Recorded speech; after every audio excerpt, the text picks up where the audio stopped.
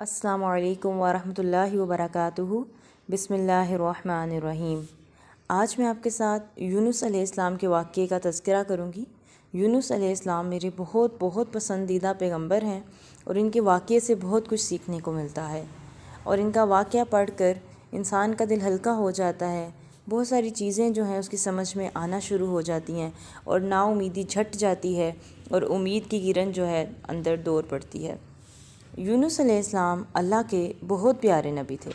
جب وہ اپنی قوم کو سمجھا کر نا امید ہوئے تو ایک دن سخت غضبناک ہو کر ان کو یہ کہہ کر چھوڑ آئے کہ 3 دن تک تم لوگوں پر عذاب آ جائے گا۔ وہ اپنی گھبراہٹ، غصے، جھنجھلاہٹ میں یہ بھول گئے اللہ نے تو ابھی ایسا کوئی حکم ان کو دیا ہی نہیں تھا کہ وہ بستی چھوڑ دیں۔ اسی حالت میں ایک کشتی میں سوار ہوئے۔ وہ کشتی جیسے آگے بڑھی، اب وہ کافی زیادہ بھری ہوئی تھی، زیادہ لوگ اس میں موجود تھے۔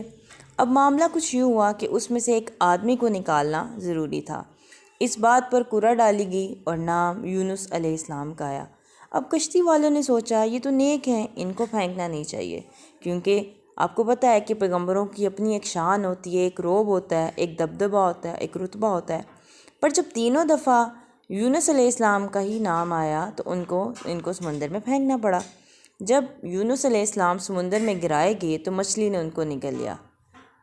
اب آپ سوچیں کہ اندھیروں پر اندھیرا، چمڑی اتر گئی۔ اس وقت وہ کہتے ہیں لا الہ الا انت سبحانک انی کنت من الظالمین، کہ اللہ کے سوا کوئی معبود نہیں، وہ تو پاک ہے اور بے شک میں ظالموں میں سے ہوں۔ دیکھیں، ان کو احساس ہوا کہ ان سے غلطی ہوئی ہے تو انہوں نے فوراً سے اعتراف کیا اور تسبیح کی کہ اللہ کے سوا کوئی معبود نہیں، میں ہی ظالم ہوں۔ اور قرآن میں اس تسبیح کا ذکر یوں آتا ہے، اور مچھلی والے کو جب غصہ آیا اور وہ چلا گیا، بس خیال کیا کہ ہم اسے نہیں پکڑیں گے۔ پھر اس نے اپنے رب کو اندھیروں میں پکارا کہ یا اللہ، تیرے سوا کوئی معبود نہیں، تو بے عیب ہے، بے شک میں بے انصافوں میں سے تھا۔ الانبیاء 8:7۔ یونس علیہ السلام کو احساس ہوا، ان کو اپنی غلطی پر ندامت ہوئی، انہوں نے فوراً معافی طلب کی اور اللہ نے ان کو معاف کر دیا اور ان کا رتبہ اور عہدہ ان کو واپس کر دیا۔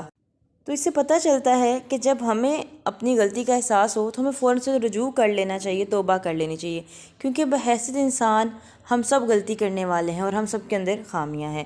اور آپ جتنے مرضی بڑے عہدے پر ہوں تو یہ گارنٹی نہیں کہ آپ کوئی غلطی نہیں کریں گے، آپ سے غلطی ہو سکتی ہے، بس توبہ طلب کریں۔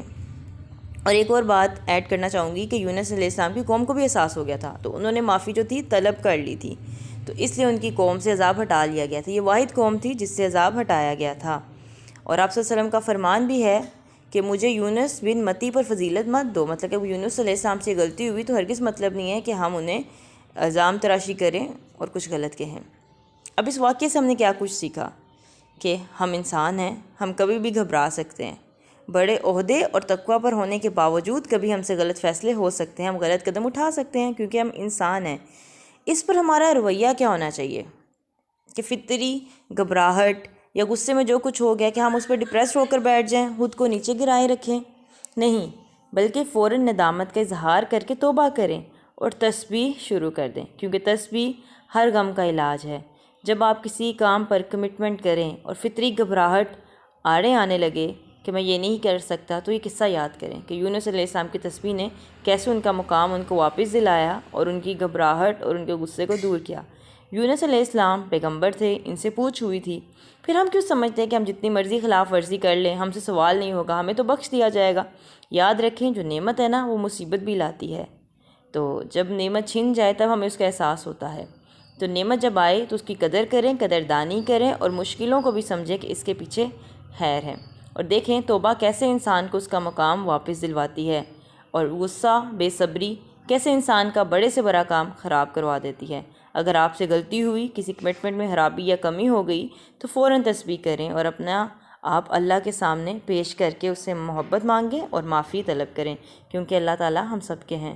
السلام علیکم ورحمۃ اللہ وبرکاتہ۔